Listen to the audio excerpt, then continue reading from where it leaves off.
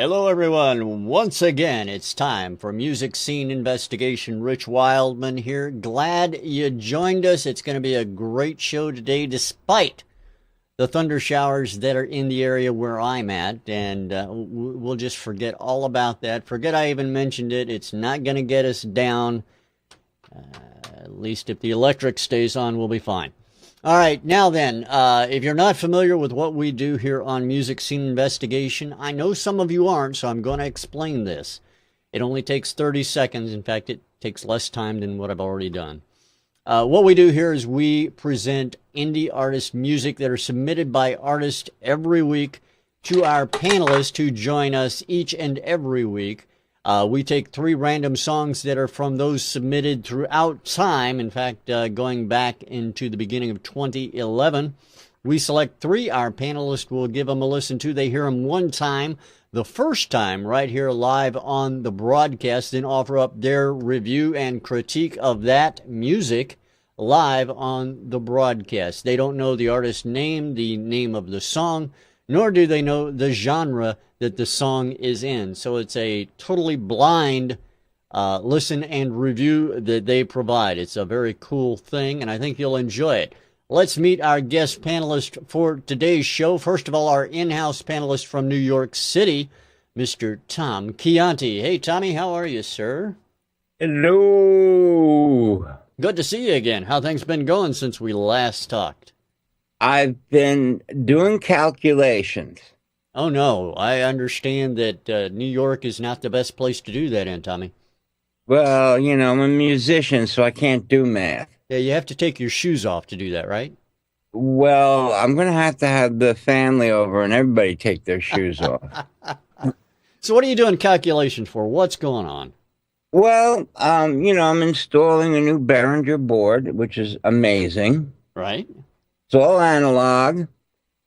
Just at 300 patch points, and in a space of, let's say, 4 feet by 10 feet, I have over a mile of cable.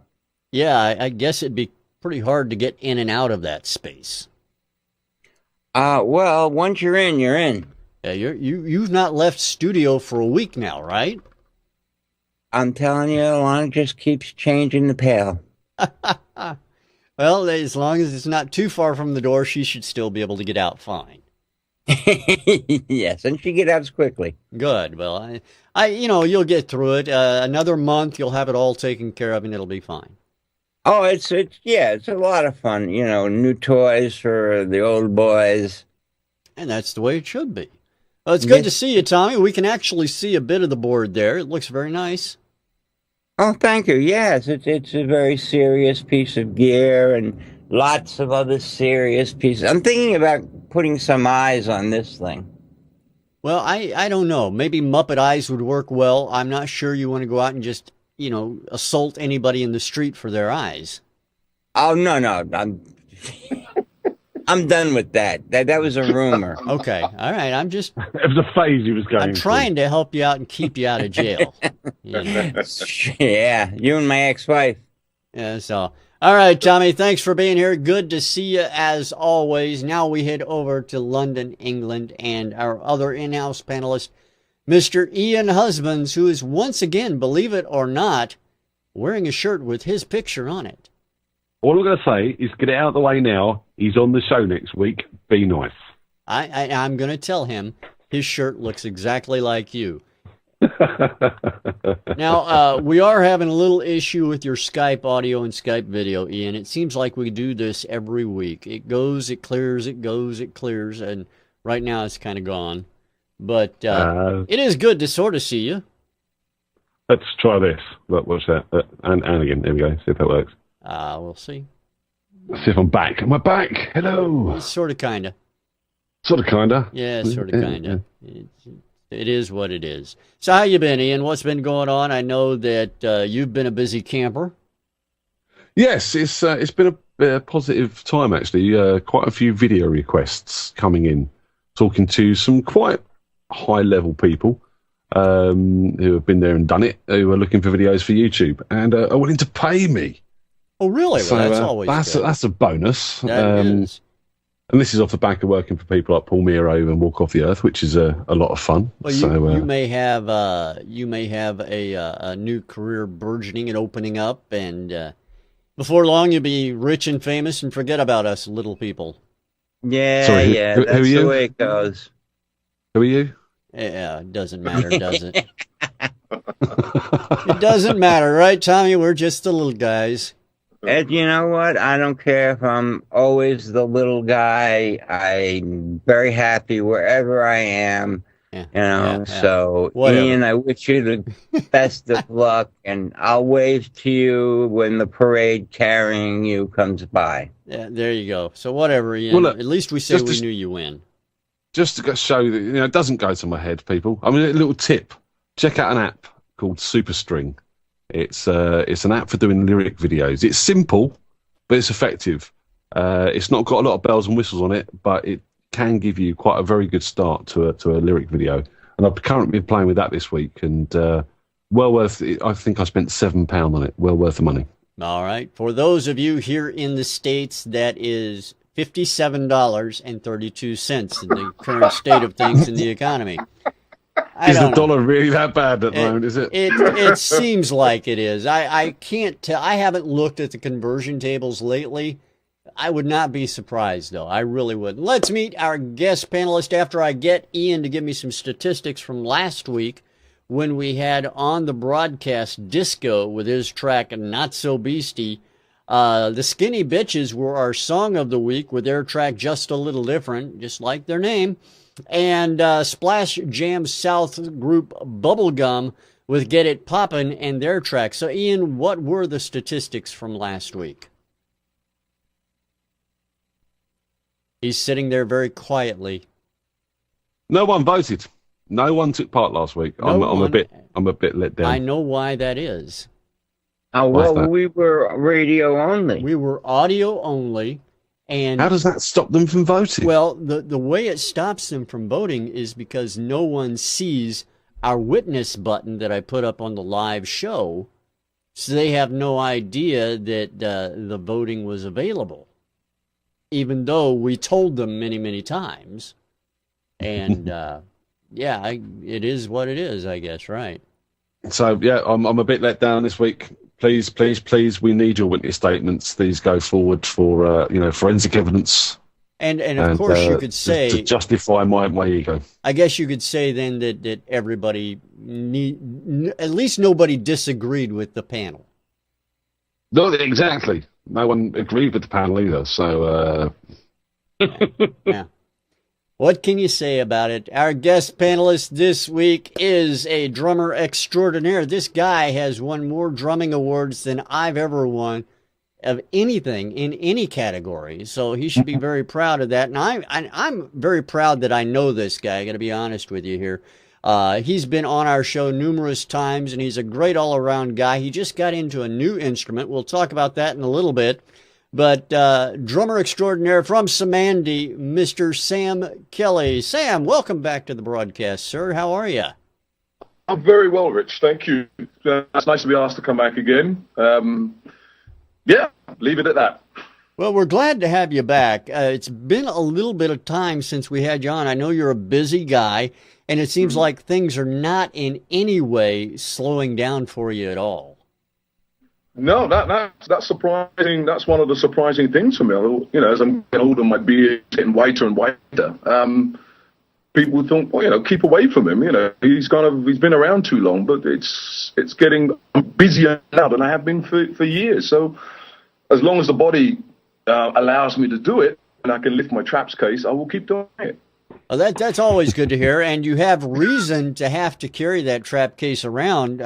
From what my understanding is, a lot of things are going on with Cymande here of late. We had John on not too long ago. Maybe you can fill us in on what's been happening with Cymande and what you got coming up. Well, we've got a couple of gigs coming up that are booked. One in Paris, a place called Trianon in Paris. On the 19th of September. I know it's a way off yet for the young people, but for us old people, we'll be here in no time at all, or let's say older people. And we also have another gig booked at Coco and that's in London, England, also in September on the 25th. So we're pushing ahead. We're now moving on from the stage of actually recording the album to actually going out and promoting the album and going out and play it live, which is what I'm really looking forward to. Yeah, I can well imagine. I mean, as a percussionist and as an instrumentalist, I know that here recently you were out and about live playing a new instrument. In fact, I've seen video of it. I don't know how many people have. Can you tell us a little bit about this new instrument? I know Ian is very big on this. I personally am thinking about coming out with my own line, but I want to hear what you think about this. Cajon, these are unique instruments in and of themselves. I don't, to be honest, I don't know a huge amount about the instrument and its origins, but I know for me it's great fun to play. As a kit player, I approach it, I suppose, trying to get the similar sort of sounds as I would do from a drum kit. So you get the bottom end, or as in the middle, you get the equivalent of a bass, and the mid range between the top and the middle, if you see what the top on the bottom end, if you see what I mean, to try and get a tom-tom sound. So I'm approaching it like a kit without the cymbals, if that makes any sense. But also one of the advantages about it, you can actually travel on public transport and sit on it if you haven't got a seat on the bus or the tube. That's handy. That's handy, you got to admit. Now, which I have done. My question is, as a percussionist, you play or get the opportunity to play a lot of different kinds of instruments, not only the trap set, but there are a whole myriad of percussion instruments. Mm-hmm. And so how often do you get something new like this tossed your way? Very rare, because manufacturers, and even fellow percussionists tend to it's a bit like playing music. If you play jazz or you play rock or you play blues, you tend to get pigeonholed. The people, if you're a kit player, will not that often say, come and play congas or the equivalent, if you see what I mean. So you either have to be very lucky or you have to be forceful to say, well, yes, can I try that instrument? And I'm lucky enough to know a percussion maker, makes drum kits and percussion, who's willing to let me try it. Ian knows a guy called Dave Carrera, who will come up with ideas and say, try this and see what you think. And it's coming not from a pure percussionist point of view, but as a kit player, if you see what I mean. So he's getting it from a different slant. It's like having Ian, who's a vocalist, dominantly, playing a cajon, he's going to give a completely different opinion from a his point of view, if you see what I mean. Yeah, I imagine something like that's very helpful for any kind of manufacturer, percussion or otherwise, to get different takes on instruments. It might lead them in a whole new direction or something along those lines. Yeah, well, after we played the first, the Mark I version of the cajon, I hope I'm pronouncing it correctly. It's a Jamaican. Tommy would pronounce it differently, so, you know. What would you come up with, Tom? I would call it carjacking. Come on, Tommy. Now, there's a New Yorker. Yeah, no kidding.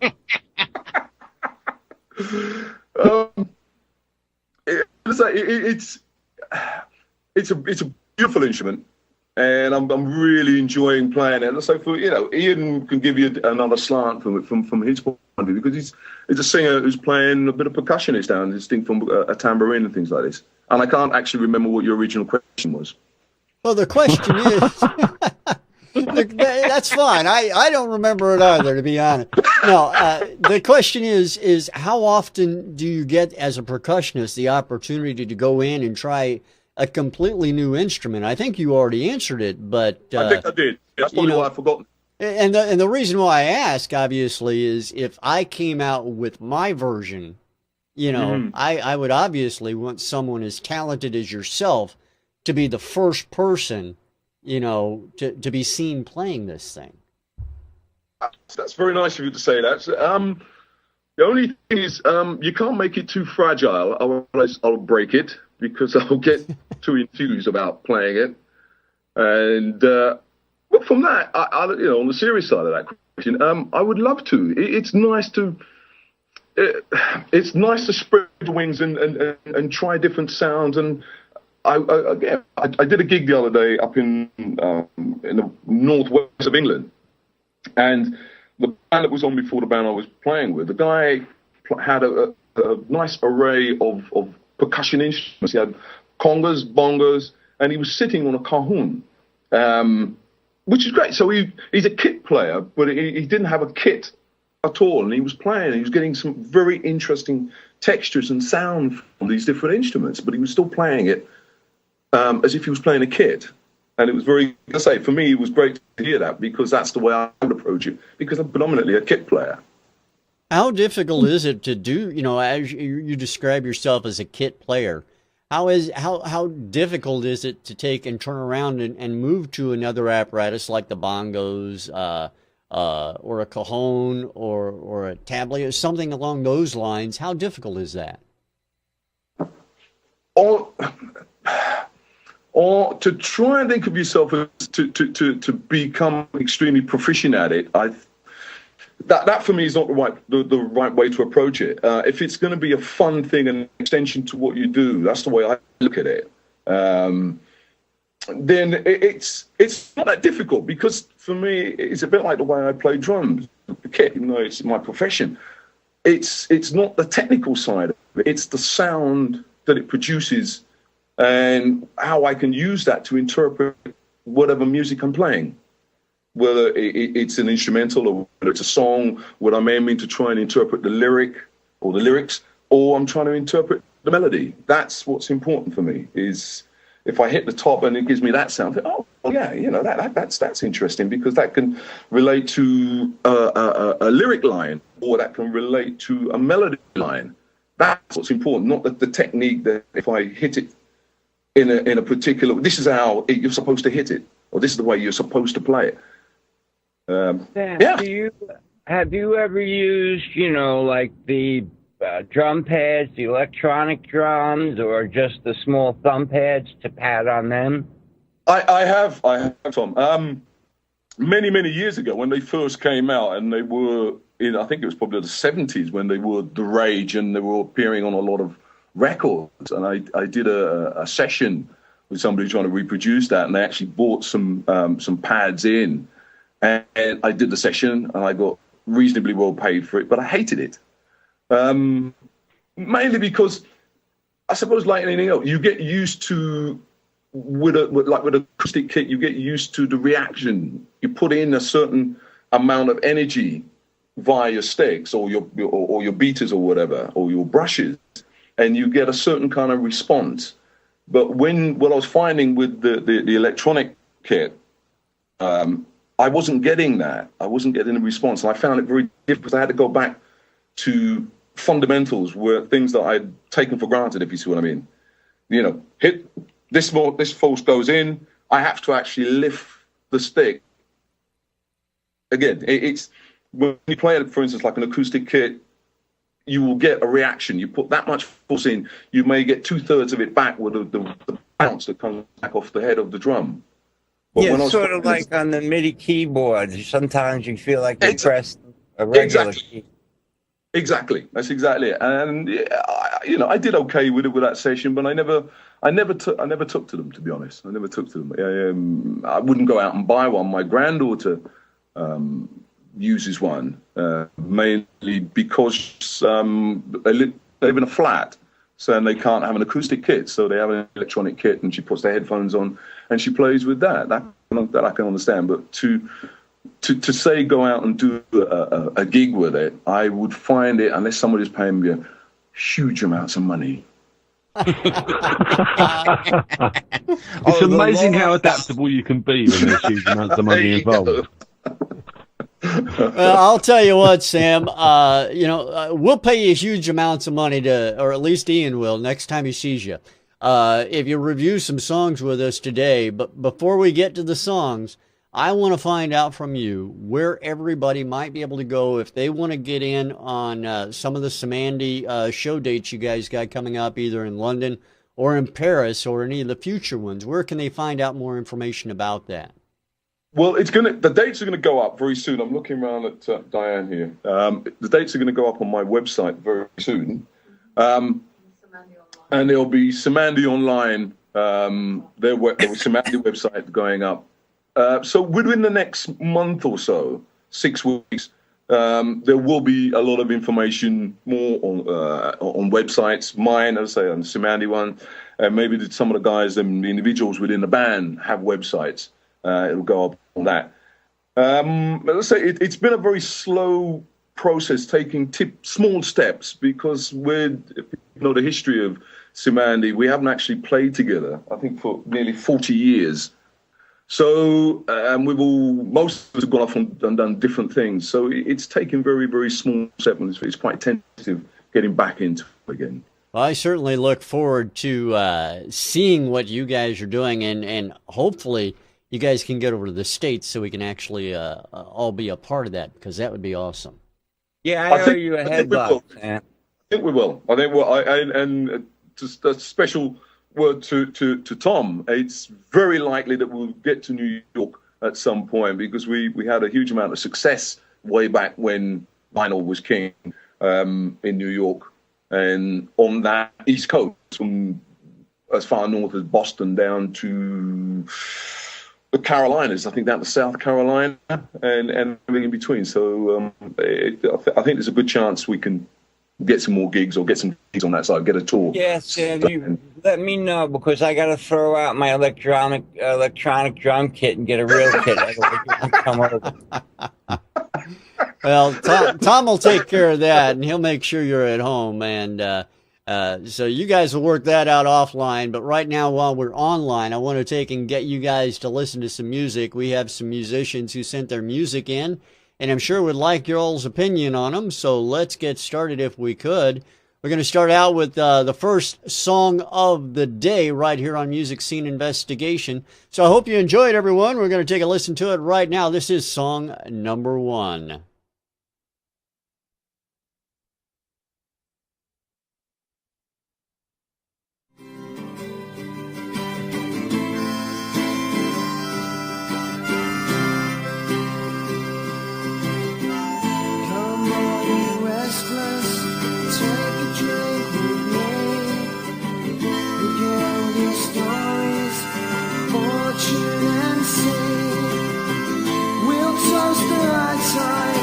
Sail up the shore, sea shanty forever, under drunken pirate.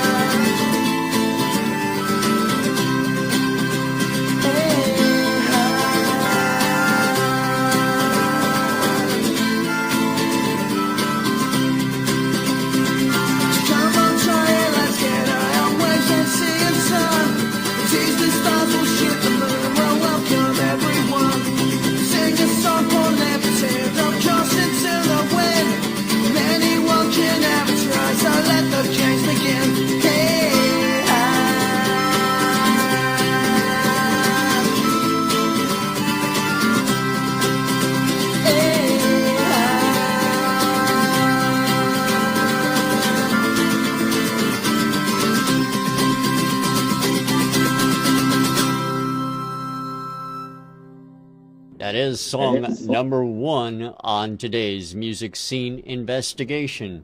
Let's head over to Ian and find out what he thought. Ian, song number 1 up to you, sir. Right, straight off the bat, it's badly recorded. I'm going to go straight for the jugular on this one. The guitars are jangly, they sound badly played, and they sound maybe like they've been quantized a bit as well, because they were sort of juttery and phased, and there's a lot of nastiness going on in them. the vocal was far too set back, and the harmonica was sort of set off with that's probably actually the harmonica was the nicest sounding thing of the whole lot. Right, that said, right, it needs re-recording, it needs remixing. That said, there's a good song here, there's a good folk song here, and it took me back to the Levelers, bands like the Levelers and New Model Army and people like that, who I really enjoy listening to. And the guy has got a good voice for this, what I could hear of it, because it was set way back in the mix. He's got a strong melody going on there, a nice arrangement, and it picks up nicely as well.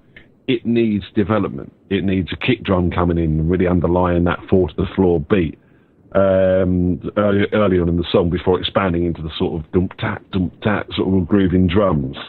It needs a mandolin in there or something like that, a fiddle maybe, you know, really expand on that sort of folk instrumentation and try and keep it as natural as possible as well, because, you know, there is a good song lurking here. It sounds like one guy knocked down some guitar, whacked down a really good vocal performance that you can't hear, and then stuck a bit of harmonica over the top and went, yeah, that's done, let's finish that.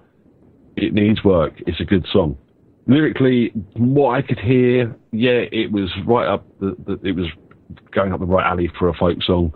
You know, it's talk of sea shanties and stuff like that, which is cool. But again, want to hear them. That vocal needs to come forward. The whole thing needs re-recording. Start from the bottom. It's a good song. All right, Ian, I appreciate that. Over to Mr. Tom Chianti next. Tommy, your take on this particular track? Well, I agree with a lot of what Ian said. It sounded like a 12-string guitar capoed up pretty high, which is a cool sound. But I definitely wanted to hear some bottom end. But despite the mixed things which Ian went through, yes, great voice, good strong song, good strong sense of movement, and there's a lot that can be done. But, you know, start in with that 8 bars and then boom, nice slide bass coming in, halftime kick tambourine.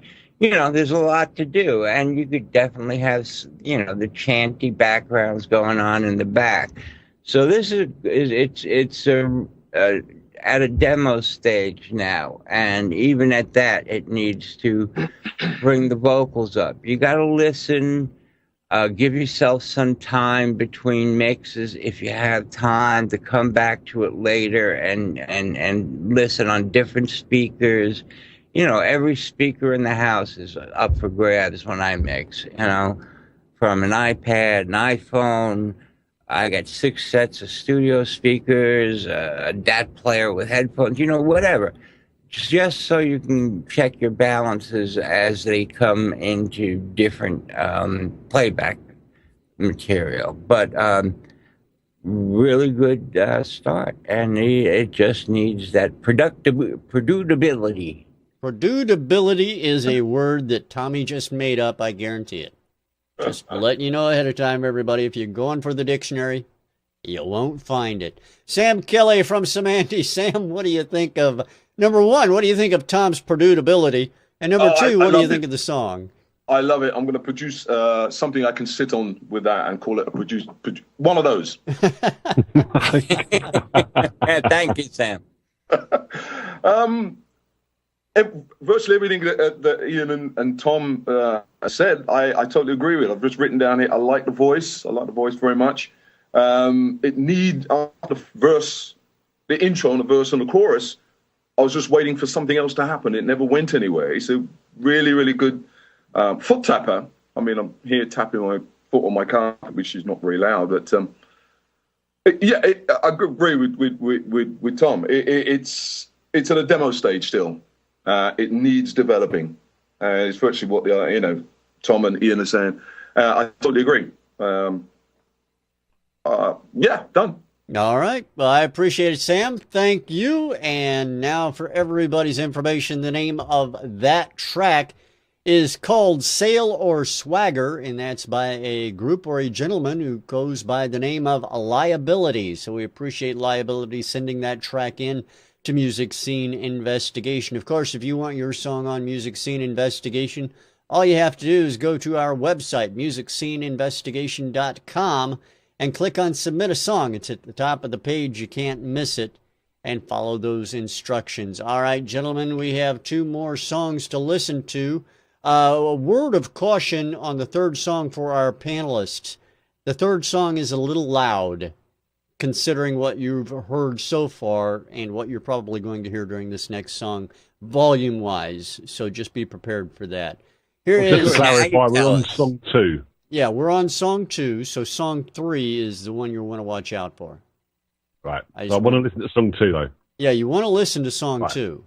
So that's what we're listening to right now. Here it is, everyone. Song number 2. That's for you, Ian. Song. Cheers. All right. On Music Scene Investigation. Enjoy it, everyone.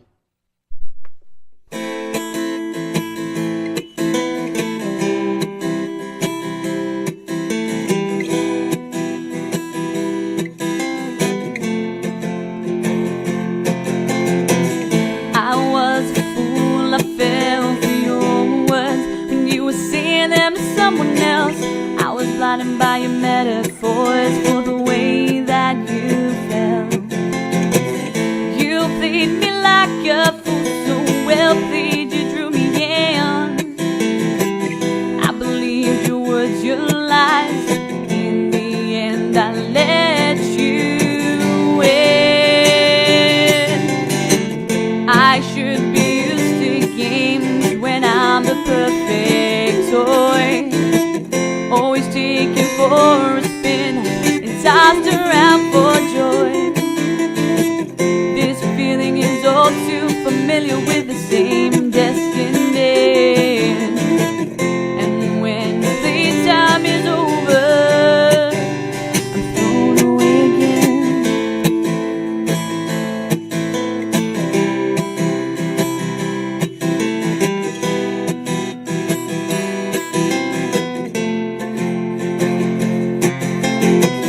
My biggest flaw is I trust too easily. I seem to disregard my head. I could see the signs from the start, but I chose to ignore them instead. I should be used to games when I'm the perfect toy. Always taken for a spin and tossed around for joy. Is all too familiar with the same destiny. And when playtime is over, I'm thrown away again. The game you played wasn't fair. You were the only one who knew the rules. I had no idea I was even playing.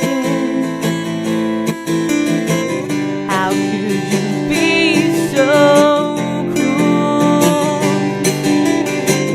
I should be used to games when I'm the perfect toy. Always taken for a spin and tossed around for joy. This feeling is all too familiar with the same destiny. And when playtime is over,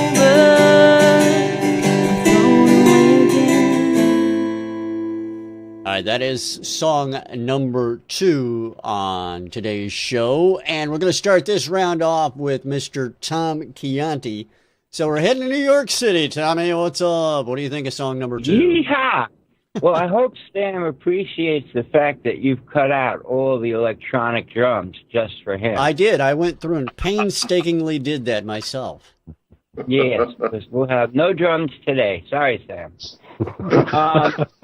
I'm going home. This is a much better demo version. Again, it's a demo, but it's a lot cleaner, better sounding. It was very mono, but still the blend was okay. It sounded like her performance sort of lost some energy near the end there. Either that or somebody slipped on a fader. It just seemed like she dropped in intensity a little bit. But again, a great start. I liked the guitar work that was going on. Add some producibility, and you've got something going. Producibility again, eh, Tommy? Yeah, no, it's a good song. It just needs work.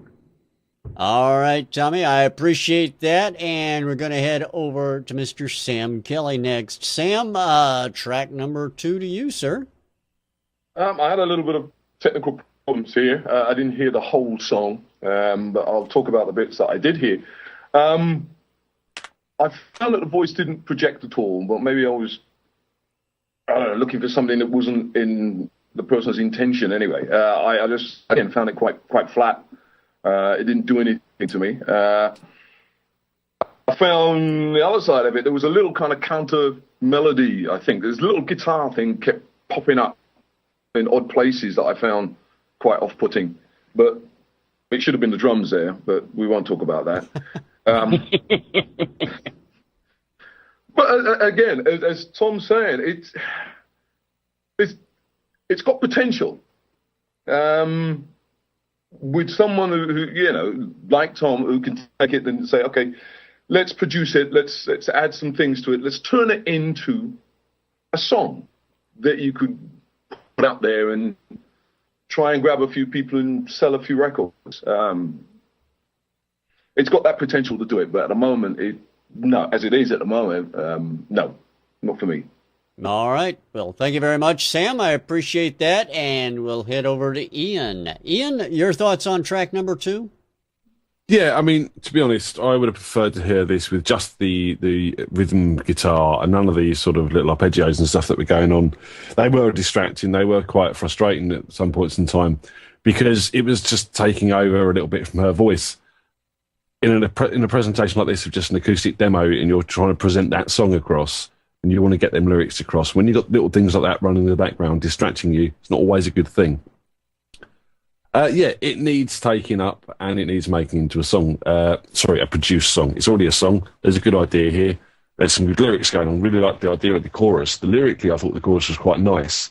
But I did feel that it failed to kick in as much as it should. She sort of came in with the first line, and it sort of started to lift, and then she backed down with the next line. And it was like, it didn't fly like I wanted it to. So I think, you know, work on that hook, work on that melody, getting that chorus really to leap out at you rather than sort of go, and then not quite get there. You know, drums, bass, definitely some piano. You know, you could go a lot of ways with this. Strings, horns, you know, it's so open at the moment to different interpretations. But, you know, start to get the basics built behind this. Get some drums on it. Get some bass on it. Get some piano on it for definite, and see where you go from there, because it's got a multitude of avenues, I think, this track, and depends on who was producing it. It could sound great in several different ways. With the vocalist, I agree, she did sound like she was getting a bit tired towards the end. And again, I think that's a case of when you come to re-record this with a full production, you know, really, really take her vocal and make her work a little bit harder than she's working now.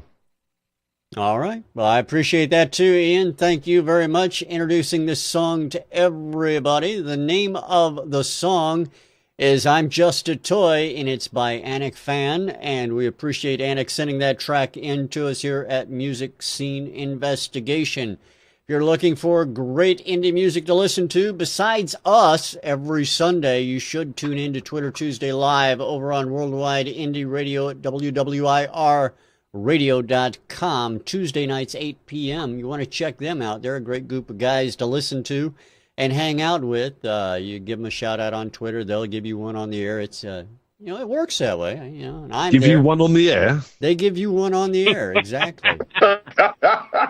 They do, and it is the way it is. It's a lot of fun, and we have more fun on our way. Song number 3 is up next, gentlemen. Song number 3, right? It's a bit loud, that has 3 tweets of level instead of 2 tweets. That's exactly right. This is song number 3, everyone. Certainly hope you enjoy it. Here it is.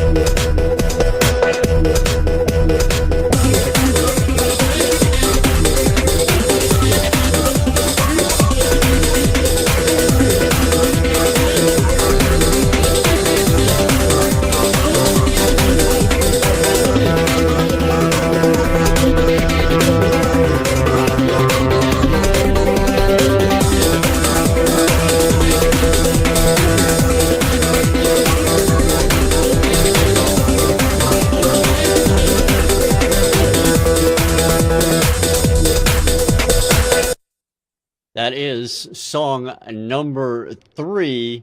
And we're going to go ahead and go over to Sam when he's finished listening to it. I can hear him still listening to it. It's okay, Sam. You can listen to it if you want, if you haven't heard it all yet. No, I heard you talking, so.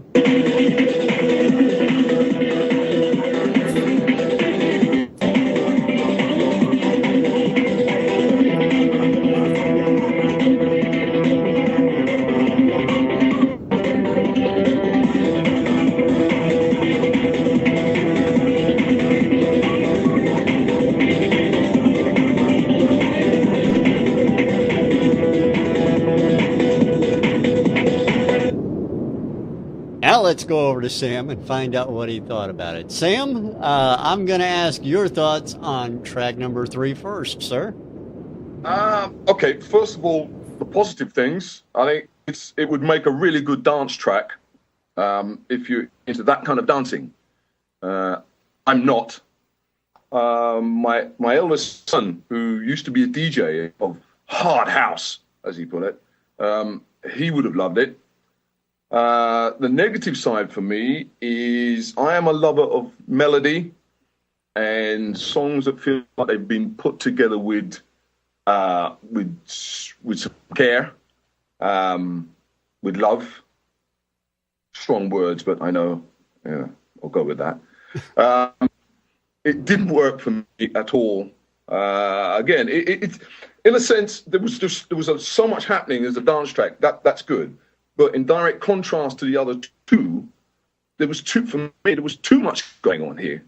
There was nothing to kind of latch onto. I was trying to latch onto the drums. Syncopation was good, but it was almost like trying to walk over London Bridge in the middle of rush hour with just craziness going on around you. So, but craziness with just too much, nothing to latch onto.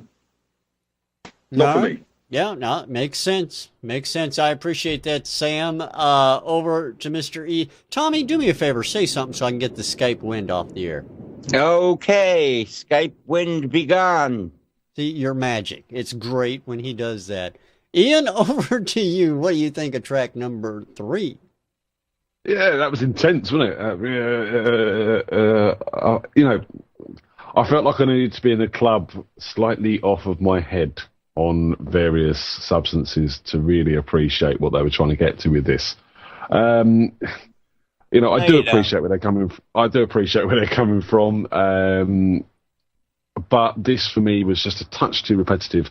As Sam said, you know, the melody, hook, even in a lot of these dance tracks, which are sort of pure electronica with programmed beats and synths and bass lines and that going on, you know, they're very open and very sort of thin on instrumentation, but just got to keep that groove going. They've got a hook or a melody of some kind that people pick up on. It could be a quick vocal take, like a na na na or a do do do do, or just a simple female vocalist singing an R or an oo. You know, there's so much you can do just to get something in there, to give something to people to latch onto.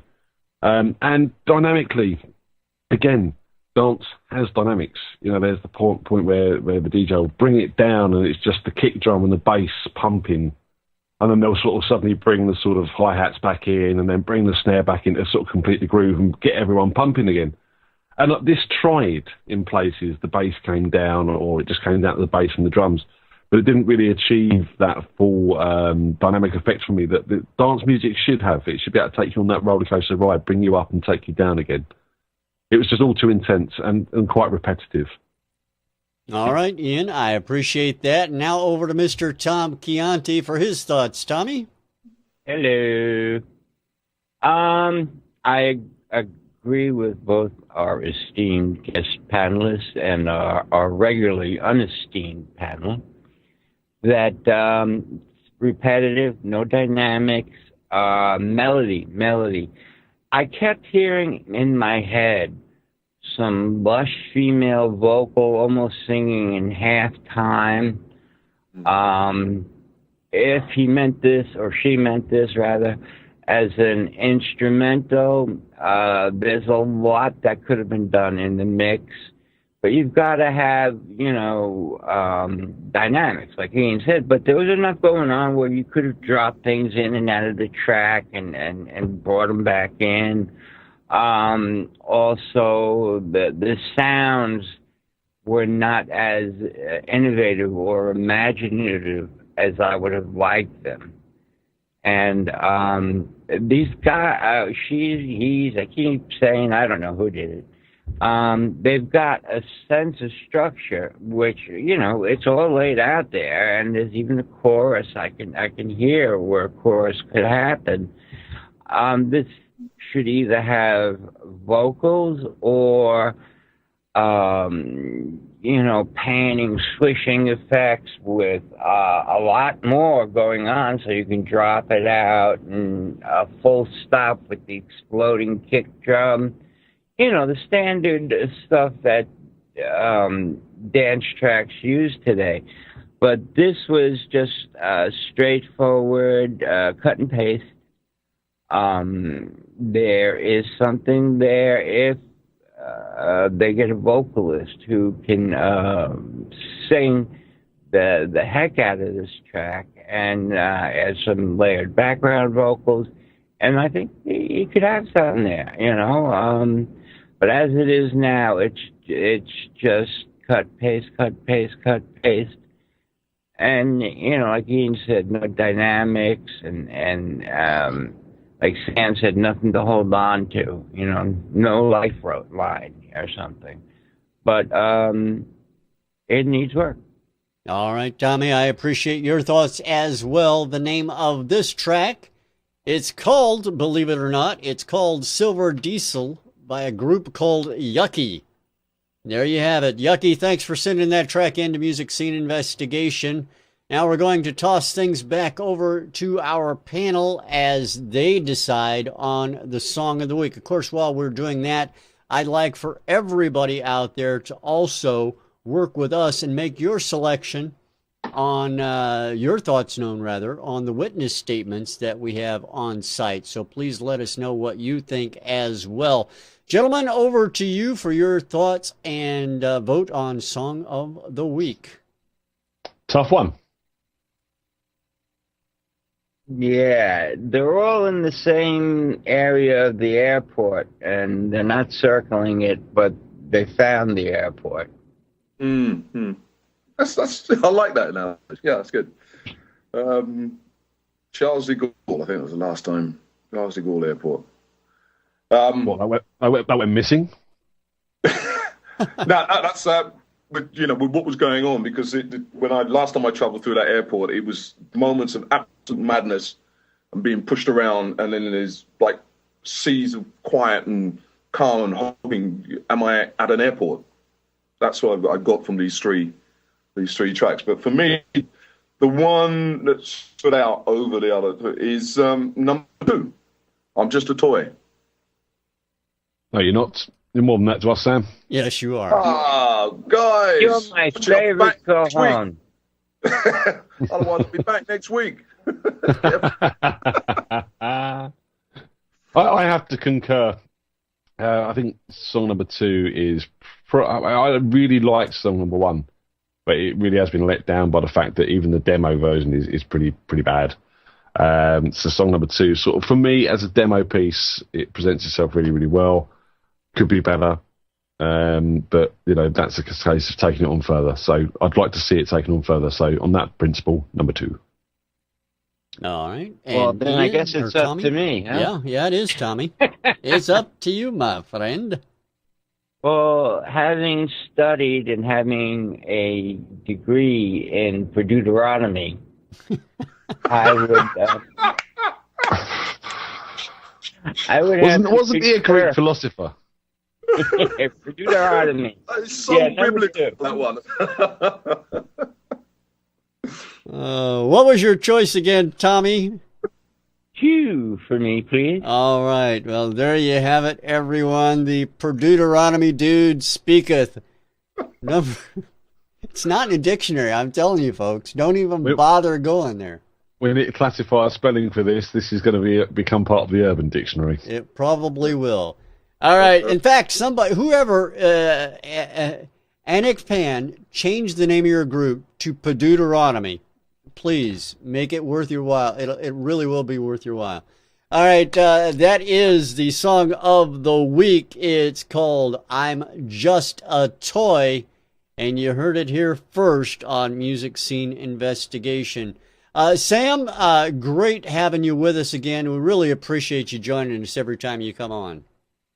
I really enjoy it, guys. It's so much fun. Sorry, Rich couldn't find any songs with real drums in this week. Yeah, I feel like I've let you down, Sam, having no real drums at all this week.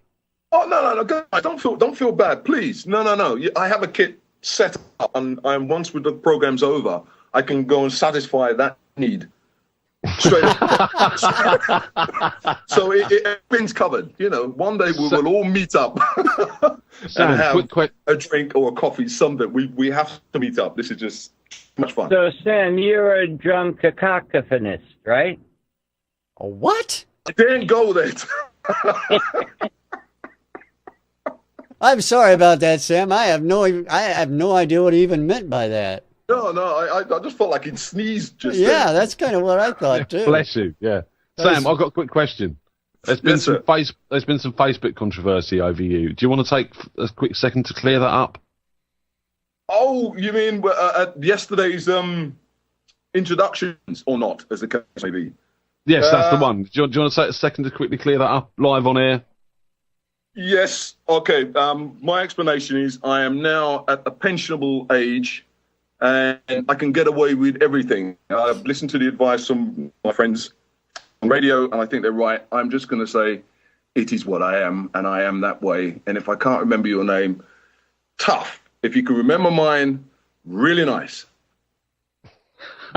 There you have it. I got to agree with that. I think that's better than wearing a name tag all the time. So that's what I do. I wear a name tag when I'm in public. It's got my address on the back of it, too. I think Diane just said it just before you did. He's going to put my name and address on it when I go out. There you go. It's perfect, I'm telling you. If found, please return to. That's exactly it. All right. Join us again next week when we'll be back with more great music. And, of course, Ian wants to tell us who our guest is next week. Ian? This man. Not me. You're going to be... Mr. Ian Blackwood. Oh, I thought you would have you sitting in two different chairs. That would be cool, wouldn't it? It would be. Clone me. It would But be. no, it's Mr. Ian Blackwood, and rumour has it, and it's just a rumour. I don't like to spread rumours, but I'm going to, that he might be having a guest sitting on the show with him, who basically is part of the Woke crew. We'll find out next week, and certainly hope you join us for that one. It's going to be interesting, irregardless of anything else that happens during the week. There is no word as irregardless. There is no Deuteronomy, dude. Think about that, really. I mean, create a get it on Wikipedia, and I'll believe you. All right, that's all I gotta say. Sam, thanks again for being with us, as always. An absolute pleasure. Before you disappear, last time I was on the program, I promised to send you a track. Remember? Yes. And I didn't. Let's communicate via emails, and we will sort that. All right, we'll do so. We'll make that happen. Okay. Guys, thanks again. Yeah, absolute fun. Absolute great way of spending an hour. Thank you again. Thanks for being with us, everyone. We'll see you next time right here on Music Scene Investigation. We're going to play out with I'm Just a Toy from Annick Phan once again. See you again next week, everyone. Bye. Cheers.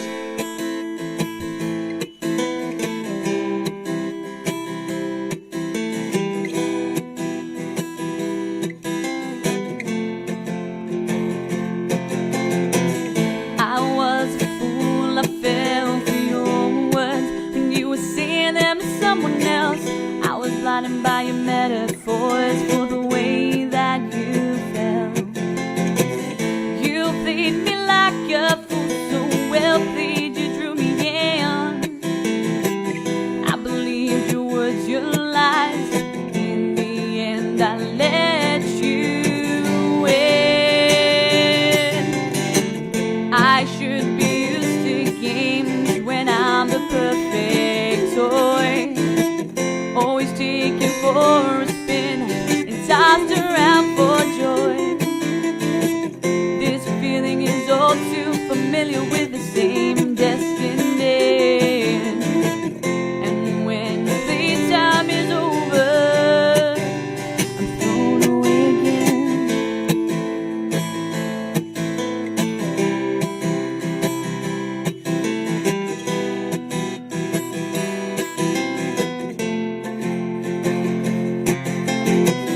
My biggest flaw is I trust too easily. I seem to disregard my head. I could see the signs from the start, but I chose to ignore them instead. I should be used to games when I'm the perfect toy, always taken for a spin and tossed around for joy. This feeling is all too familiar with